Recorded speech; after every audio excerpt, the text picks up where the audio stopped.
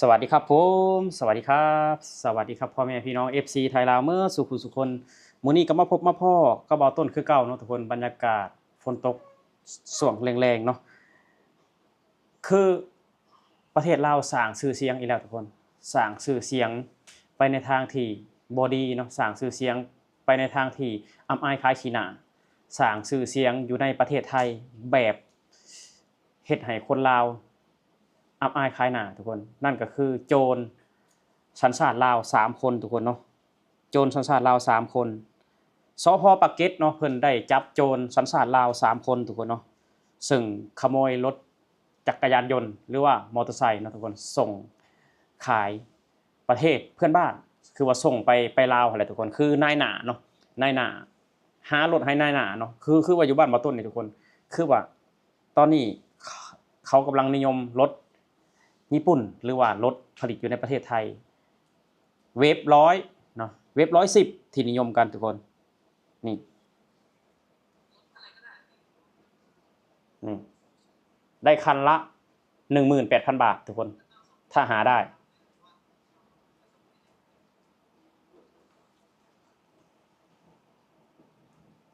ปกติพี่อยู่ไทยกันมานานเนี่ยหามาทำงานอะไร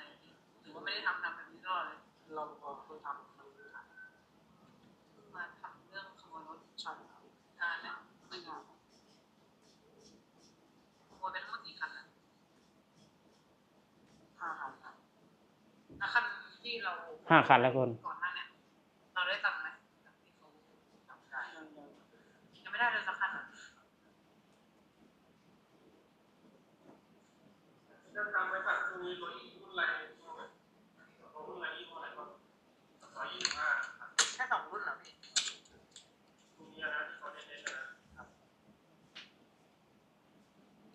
ขั้นต่ำก็18,000ครับขั้นต่ำตัวถึงครับครับคนขับนี่เป็นคนลาวไหมไทยแล้วเขาสั่งเรามายังไงพี่เราผ่านได้ไม่ได้แน่ๆนี่คือไม่ได้ไม่ได้ไม่ได้นะคะก็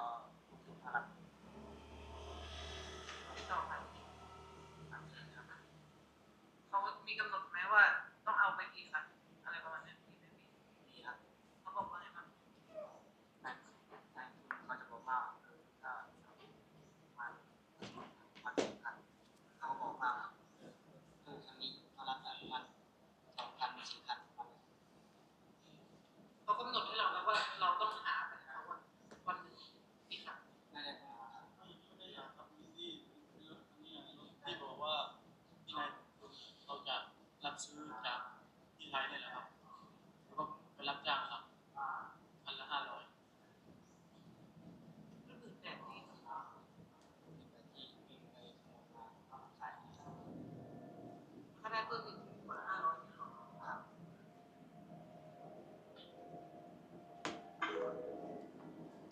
นี่เนาะทุกคนคือขบวนการปีนี้ก็คือเฮ็ดหลายๆขบวนการเนาะที่แบบว่ามาลักลอบมาขโมยรถจักรยานยนต์หรือว่าลักมอไซค์อยู่ในประเทศไทย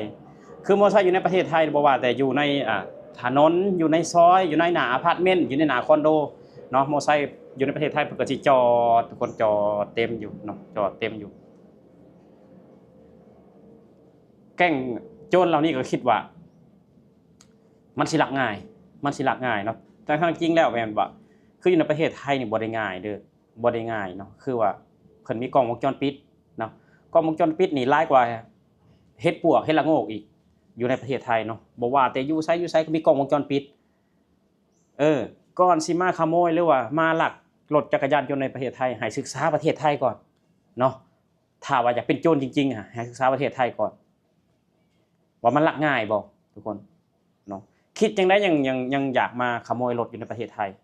มันบ่ง่ายอย่างที่คิดเนาะคือว่าบ่ต้นเห็นหลายๆล่ะเซตอยู่ในประเทศไทยมาทำงานดีกว่าทุกคนทำงานเนาะมาทำงานแบบว่าสิ้นเดือนได้เงินกินข้าวนอนอยู่ห้องสบายๆโดยที่บ่ได้ย้านอีหยังเลยเนาะโดยที่บ่ได้ย้านอีหยังเลยไผ าบ่ได้เฮ็ดผิดเนาะคือว่าเฮาทำงานแบบสุจริตเนาะเฮาก็อยู่แบบสบายอันนี้หวังรวยทางรัฐมันบ่รวยดอกเนาะคือบ่ต้นแบบว่าอยากให้จับพวกนี้ได้แล้วให้ติดคุกจัก25ปีเนาะทุกคนติดคุกจัก25ปีเนาะบ่ต้องลดโทษบ่ต้องหย่อนโทษให้ติดคุกโดนเลยคือว่ารถเนาะรถที่ต้องการก็คือรถเวฟ110เนาะเวฟ125ทุกคนที่ต้องการนะทุกคนต้องการตลาดต้องการนะตอนนี้นะคือว่าอยู่ในบ้านบ่ต้นนี่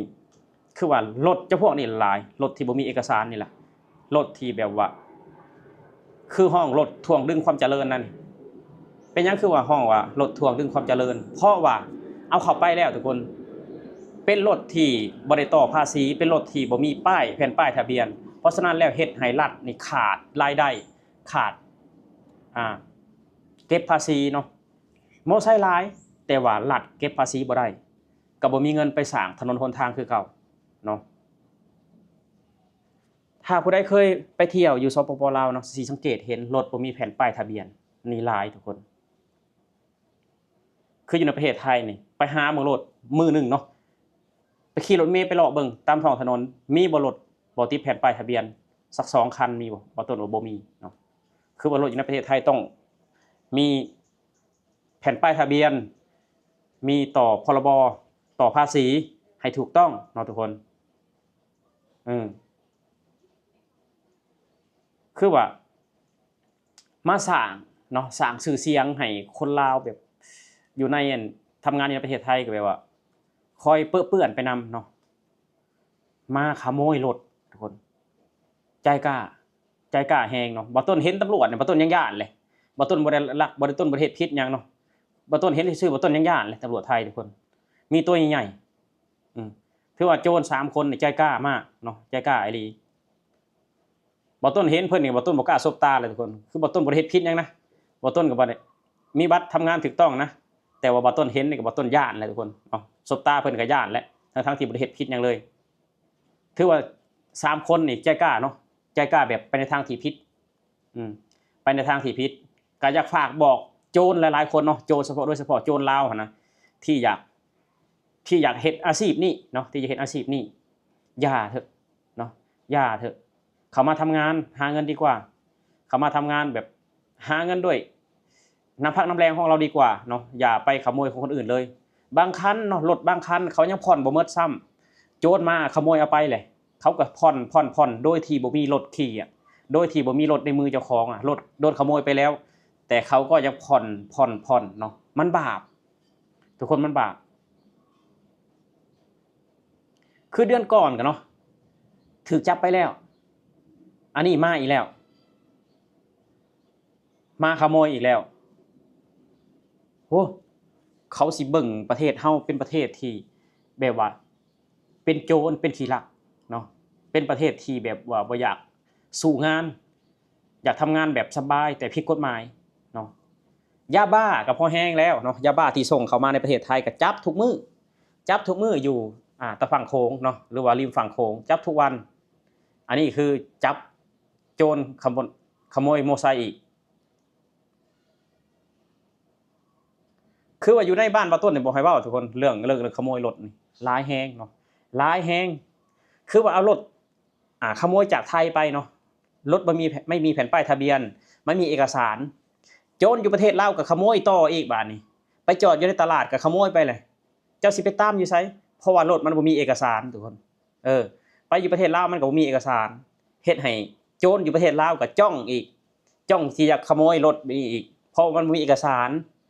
มันบ่ได้อยู่ในทะเบียน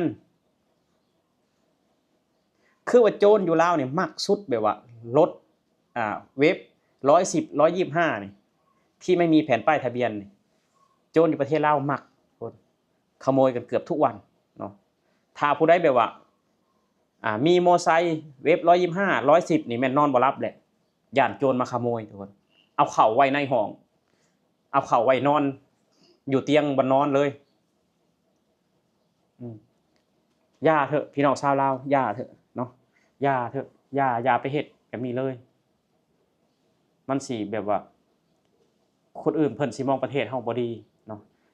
คนอื่นเพิ่นสิมองแบบว่าคนลาวอยู่เขามาทำงานในประเทศไทยนี่เขามาแบบดีๆดีกว่าทำมาหากินสุจริตดีกว่าเนาะเดี๋ยวเพิ่นสิบ่รับแรงงานลาวเฮาเขามาทำงานในประเทศไทยเนี่ยซวยเนาะเพราะว่ารับเขามาแล้วก็ไปเป็นโจรขโมยมอไซค์ไปเป็นโจรเฮ็ดหันเฮ็ดนี่บ่ต้นก็อยากฝากถึงภาคส่วนที่เกี่ยวข้องเนาะที่อยู่ในประเทศไทยถ้าว่าจับโจรพวกนี้แล้วบ่ต้นอยากให้ติดคุกจัก25ปีเนาะไม่ต้องลดโทษ25ปีเต็มๆเลยเอาให้มันหลาบเอาให้มันแก่คาคุกเลยเนาะทุกคนเอาสำหรับคลิปนี้ก็บ่ต้นก็สิออกมาเตือนสำหรับโจรที่อยากคิดว่าอยากมาขโมยมอไซค์อยู่ในประเทศไทยเนาะมอไซค์อยู่ในประเทศไทยคือเพิ่นจอดไปเนาะจอดตามหน้าอพาร์ตเมนต์จอดแต่ว่าบ่สู้หายเด้อทุกคนบ่ค่อยรถบ่ค่อยหายจอดไว้อย่างนั้นแหละไม่ก็จอดไว้หั่นแหละเนาะคือว่าบ้านเพิ่นนี่บ่ได้ขโมยของกันบ้านเพิ่นมีแต่โจรต่างชาติเนาะโจรต่างชาติโจรต่างดาวว่าง่ายซะที่มาขโมยคือเห็นข่าวมีแต่โจรต่างดาวเนาะบ่แม่นโจรต่างชาติโจรต่างดาวที่มาขโมยรถอยู่ในบ้านเพิ่นแต่คนไทยเองนี่ก็มีบ่ก็คิดเป็นเปอร์เซ็นต์ก็คือว่าน้อยที่สุดเนาะสำหรับคลิปนี้เนาะทุกคนบ่าวต้นก็ฝากกด Subscribe กดไลค์กดแชร์เพื่อเป็นกำลังใจให้บ่าวต้นให้คลิปต่อไปสำหรับคลิปนี้บ่าวต้นขอกล่าวคำว่าสวัสดีครับผม